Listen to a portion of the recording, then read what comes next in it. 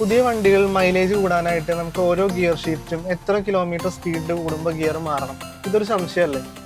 പുതിയ വണ്ടികളുടെ ഓപ്ഷനാണ് ഗിയർ ഷിഫ്റ്റ് ഇൻഡിക്കേറ്റർ. ഇതെന്താണെന്ന് വെച്ച് കഴിഞ്ഞാൽ നമ്മുടെ മീറ്ററിൻ്റെ ഉള്ളിൽ ഓരോ ഗിയർ മാറുമ്പോഴും ഓരോ ഇൻഡിക്കേഷൻസ് അതിൽ കാണിക്കാറുണ്ട്. എക്സാമ്പിൾ പറയുകയാണെങ്കിൽ നമ്മൾ ഫസ്റ്റ് ഗിയറിലാണ് പോകണമെങ്കിൽ അടുത്തതായിട്ട് നമ്മുടെ മീറ്ററിൻ്റെ ഉള്ളിൽ ഒരു സെക്കൻഡ് ഗിയറിൻ്റെ എംബ്ലം കാണിക്കും.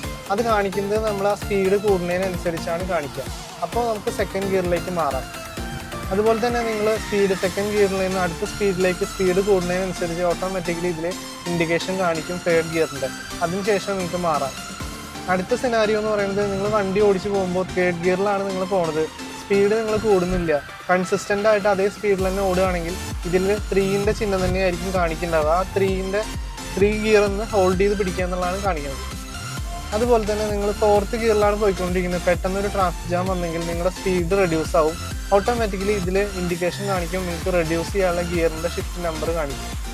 അപ്പോൾ ഇതുപോലെ പുതിയ പുതിയ വണ്ടികൾ ഒരുപാട് ഫീച്ചേഴ്സ് ഉണ്ടായിരിക്കും. ഇത് നോക്കി നമ്മൾ വണ്ടി ഓടിക്കുകയാണെങ്കിൽ നമ്മുടെ മൈലേജ് കൂടും, നമ്മുടെ വണ്ടിയുടെ എഫിഷ്യൻസി കൂടും. അപ്പോൾ ദിസ് ഡിജിറ്റൽ അല്ലെങ്കിൽ പ്രീമിയം ഓട്ടോമോട്ടീവ് കൺസൾട്ടന്റ് ബൈ.